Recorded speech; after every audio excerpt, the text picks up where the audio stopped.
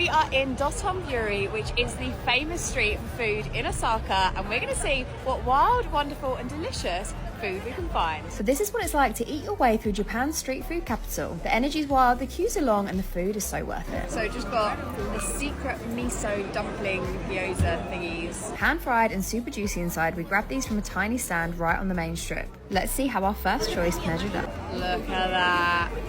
Judging by the look on my face, these were a good starter option. 10 out of 10. We've now got a traditional takoyaki, which is essentially battered octopus. This is actually Osaka's most famous dish, and they are piping hot, filled with octopus. Good. That is really good. 7 out of 10. Whilst here, do not forget to go down the Dotonbori Canal, neon billboards and the famous Glico Man. It's chaotic and colourful and not to be missed, and also one of the most photographed spots in all of Japan. Now we've got Okonomiyaki, which is essentially cabbage, egg, all fried together with loads of other good stuff. Oh my god, that's a big piece. Another one of Japan's famous dishes, like a savoury pancake. That's really good.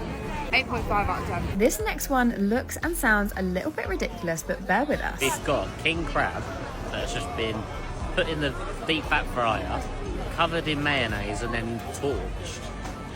So let's give it a go. Crunchy on the outside, but soft crab meat inside. Let's see how good it is. Strange. 5 out of 10.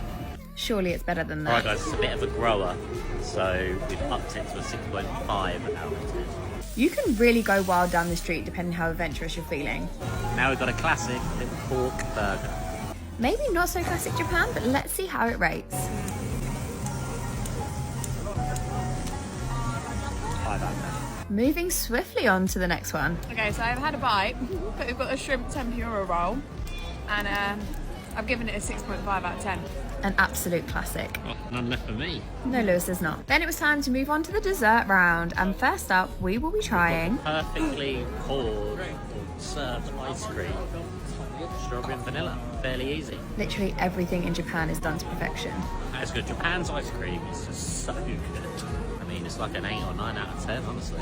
So I've got a dish that's super famous in Japan. You see it everywhere. It's called Candied, like strawberries, basically glazed strawberries. Oh my god, that's really hard.